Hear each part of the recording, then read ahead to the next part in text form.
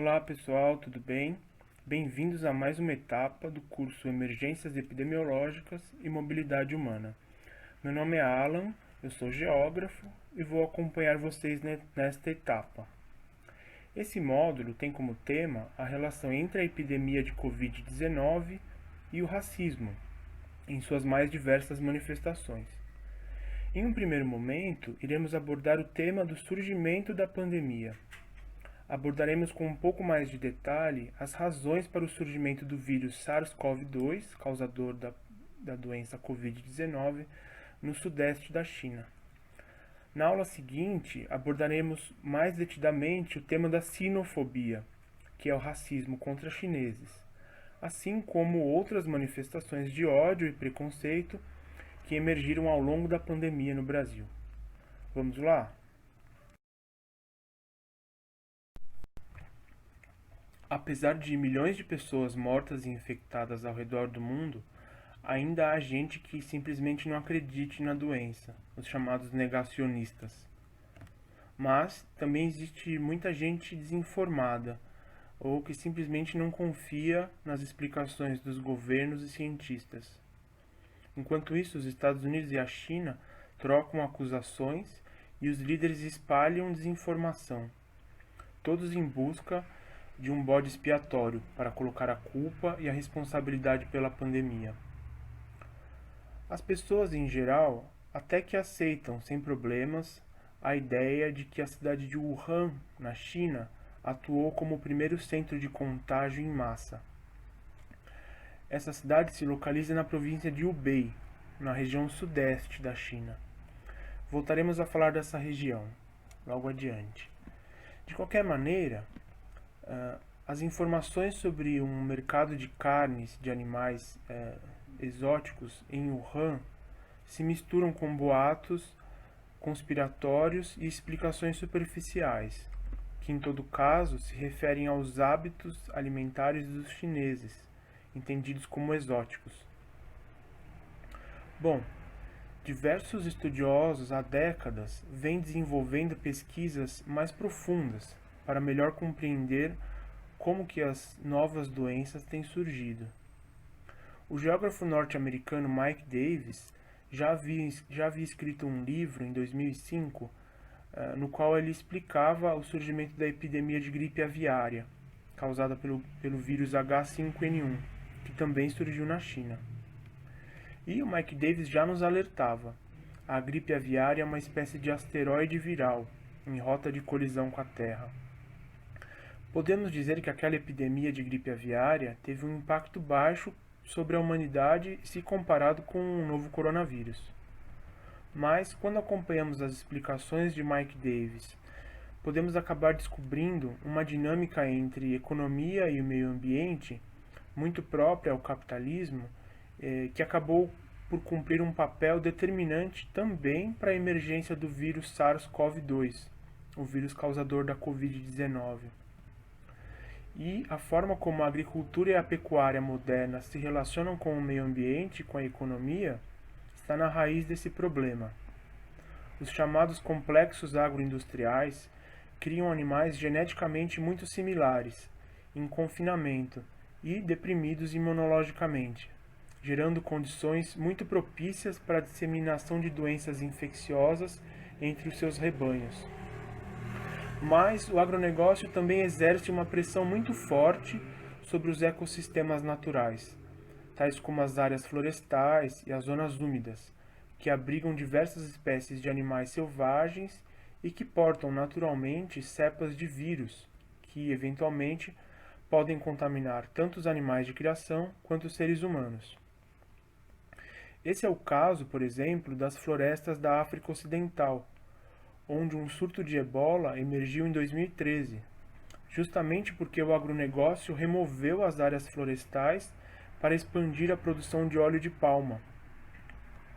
Com a derrubada da floresta, os morcegos perderam os lugares de alimentação e abrigo e passaram a conviver de forma mais próxima com as pessoas que trabalhavam na colheita das palmeiras.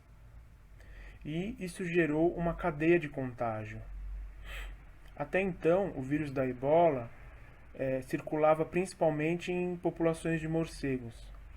Mas a urbanização e a produção de novas periferias urbanas, em interface com esse ambiente rural sob pressão, garantiu o provimento constante de um grupo de humanos suscetíveis. A partir dessas condições, uma forte cadeia de transmissão ajudou a estabelecer a epidemia regional em diversos países da África Ocidental, tais como a Libéria, a Guiné e a Costa do Marfim. Agora, se voltamos para o vírus H5N1, aquele vírus causador da gripe aviária que o Mike Davis estudou, esse vírus, assim como grande parte dos vírus das gripes, ou as chamadas influenzas, eles são conhecidos por habitarem as aves migratórias aquáticas, aves selvagens, migratórias e aquáticas. Essas aves atuam como um repositório natural para a ocorrência de vírus de influenza. Mas nos bandos de aves selvagens, diante de uma grande variação genética entre os animais nos mesmos bandos, a probabilidade de uma epidemia, no caso uma epizootia, que é uma epidemia entre animais, ser capaz de levar um grande número de animais à morte é relativamente baixa dentro desses bandos. Porque um vírus que tem a capacidade de causar muito dano a um animal, ele logo encerra um ciclo de contágio. Um animal morto não é capaz de criar uma cadeia de contágio. Então, o próprio surto acaba chegando ao fim, diante de vírus de muita virulência. Então, já que os vírus de influenza, de gripe, eles encontram nas aves selvagens os seus repositórios naturais, quando a destruição ambiental e a drenagem das zonas úmidas do planeta, como as planícies alagáveis, os pântanos e os charcos, são levadas a cabo, nós acabamos eliminando as áreas utilizadas por essas aves como pousio. Então, as aves, em busca de novas áreas, buscam meios para sobreviver nas fazendas de grãos, do próprio agronegócio, em muitos casos, alimentando-se das sobras das produções que são amplamente disponíveis. Essa dinâmica aproxima o contato entre as aves selvagens e os celeiros de criação de aves, de frangos de engorda ou de galinhas poedeiras, por exemplo. Assim, a possibilidade de contágio acaba se tornando uma situação iminente, com ampla chance de ocorrência. E, ainda por cima, quando um vírus de uma ave selvagem contamina uma ave de criação da agroindústria, mesmo que seja um vírus de baixa virulência, ou seja, com baixa capacidade de causar dano, dentro dos celeiros ele acaba encontrando as condições ideais para evoluir a sua própria virulência dentro dos celeiros de criação intensiva. Em tese, um vírus capaz de infectar e causar dano a um frango imunologicamente deprimido e geneticamente muito similar, a chance dele infectar todo um celeiro é muito grande, e potencialmente os celeiros próximos, as fazendas próximas, dando assim origem a um surto regional, até possivelmente uma epidemia ou uma pandemia. Foi assim que a epidemia de gripe aviária, causada pelo vírus H5N1, foi capaz de matar mais de 1 milhão de frangos na China em 2003. E os vírus não se contentaram em infectar apenas aves. Diante dessa janela de oportunidades de evolução oferecida pela pecuária industrial, os vírus passaram a infectar também seres humanos, através de um mecanismo que nós descrevemos como transbordamento. O transbordamento é um processo por meio do qual um vírus, que até então circulava apenas em uma espécie específica de hospedeiro, torna-se capaz de infectar novos hospedeiros. Dessa maneira, o vírus da gripe aviária foi capaz de infectar humanos e matou cerca de 100 pessoas em 2003. A situação de pressão do agronegócio sobre as áreas florestais e zonas úmidas brasileiras também pode ser percebida. A situação da pressão do agronegócio sobre as áreas florestais e zonas úmidas, em geral, também pode ser percebida no Brasil, no caso do Pantanal e da região panamazônica, da Amazônia inteira, que também acaba afetando outros países que também têm floresta amazônica. Essas regiões muito provavelmente vão atuar como novas origens para futuras epidemias e até possíveis futuras pandemias. Isso porque a pressão do agronegócio sobre esses biomas interfere diretamente na possibilidade de vírus se tornarem capazes de infectar humanos. Agora, vamos olhar um pouquinho melhor para o caso do novo coronavírus. Ainda não é possível remontar com exatidão o percurso completo que o vírus SARS-CoV-2 percorreu até infectar humanos. Mas uma pesquisa recente já permite afirmar que o vírus não foi criado em laboratório e ele também não vazou por acidente de nenhum laboratório. Isso porque a estrutura genética do vírus é muito diferente de qualquer vírus que a gente conhece. Pesquisadores utilizaram um supercomputador e tentaram refazer o caminho de evolução do SARS-CoV-2 a partir dos vírus até então conhecidos, e não conseguiram chegar num resultado nem perto. O epidemiologista Rob Wallace, por sua vez, sugere que a origem do novo coronavírus está ligada a uma cadeia regional de produção de carnes exóticas, justamente na região sudeste da China, em franco processo de modernização. E também uma região que sofre uma pressão enorme sobre as suas áreas florestais. Então, o percurso completo a gente ainda não conhece, mas existe uma profunda similaridade entre o SARS-CoV-2 com outro coronavírus conhecido, encontrado em morcegos na região. Essa similaridade ela é ainda maior com um vírus encontrado em circulação em uma outra espécie de animais, os pangolins. Os pangolins são uma espécie de mamífero escamoso, semelhante a um tatuzinho, que não tem ocorrência no Brasil, são naturais da África e da Ásia. O pangolim ele é muito traficado e também é criado em fazendas para o consumo das suas carnes. E pouco antes da pandemia, os pangolins chegaram a ser comercializados pela internet em sistemas de venda sob encomenda, e a sua carne chegou a ser vendida a mais de $100 o quilo. E a similaridade genética entre o vírus encontrado nos pangolins e o SARS-CoV-2 fortalece a hipótese de que os pangolins tenham atuado como uma espécie de hospedeiro intermediário para o transbordamento do vírus para os humanos. A pesquisa do Rob Wallace demonstra, assim, como que essas províncias da costa sul da China, da região sudeste da China, foram convertidas, nas últimas décadas, em um depósito de cepas extremamente virulentas de novos vírus, produzidas, em muitos casos, a partir da recombinação de vírus anteriores. Nesse sentido, a explicação desse fenômeno mais amplo do surgimento do SARS-CoV-2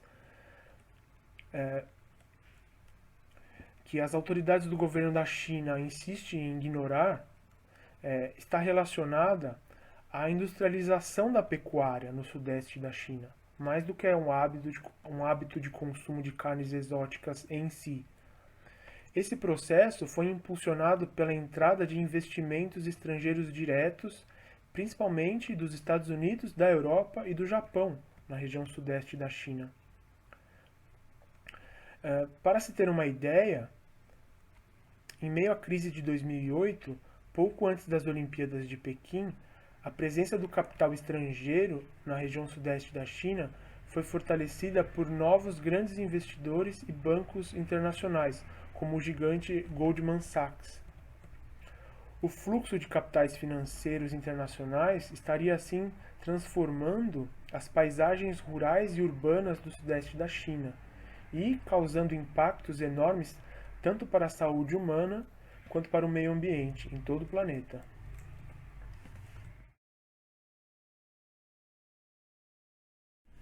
Para termos uma ideia um pouco mais detida sobre o nível de transformação a que as paisagens do sudeste da China estão sujeitas, podemos olhar um pouco para como era a criação de aves na China até o século XX.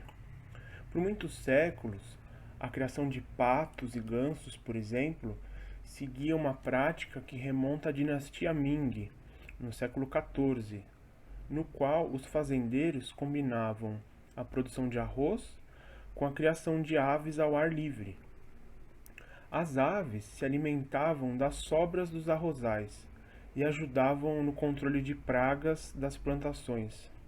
Até hoje, bandos de patos são utilizados para o controle de nuvens de gafanhotos.